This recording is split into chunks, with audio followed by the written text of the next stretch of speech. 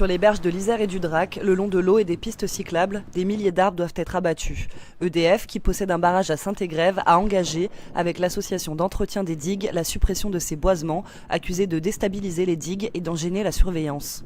Jean-François Noblet, fondateur de la Fédération Rhône-Alpes de protection de la nature, FRAPNA, alerte sur l'utilité de ces arbres. Leur but, sans le dire, c'est de faire en sorte que sur les digues, il n'y ait plus que de l'herbe. Comme ça, c'est facile de voir si la digue elle est menacée ou pas. Alors nous, on n'a rien contre la sécurité des digues, bien au contraire. On est pour, mais pas n'importe comment. Quand vous parlez de biodiversité, qu'est-ce qu'on trouve ici ? Ah bah ici, non seulement il y a des oiseaux, mais des castors, des sangliers, des renards, des blaireaux. Il y a tous les oiseaux. Vous avez vu tout à l'heure des hirondelles qui passaient en migration. C'est connu que la plupart de la biodiversité de l'agglomération grenobloise se trouve sur les berges de l'Isère et du Drac. D'autre part, le projet de travaux sur l'A480 entraîne une interruption des boisements le long du Drac.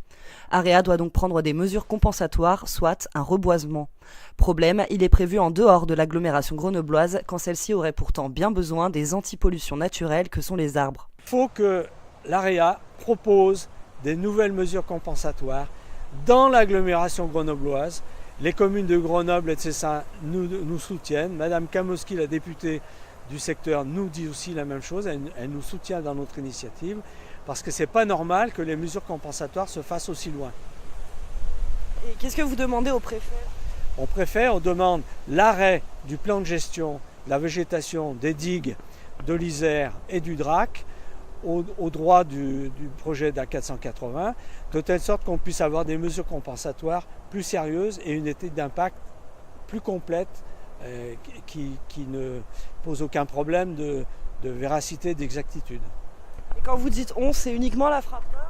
Ah non, là, il n'y a pas que la FRAPNA, il y a l'autorité environnementale, c'est-à-dire le ministère de l'écologie, le Conseil national de protection de la nature, et il y a des milliers de citoyens qui commencent à se bouger là-dessus, et des communes dont j'ai parlé, Cessan, Grenoble, etc.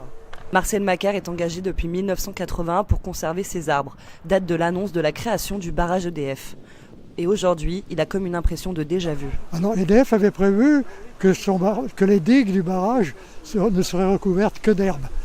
Il comptait supprimer tous les arbres, raser tous les arbres et mettre une herbe rase, tout ça pour bien voir les digues, dans un but de sécurité. On est arrivé à le convaincre, la FRAPNA les a convaincus de garder les arbres, à part sous le barrage, l'endroit c'était impossible, mais sur la plupart du terrain, de conserver les arbres.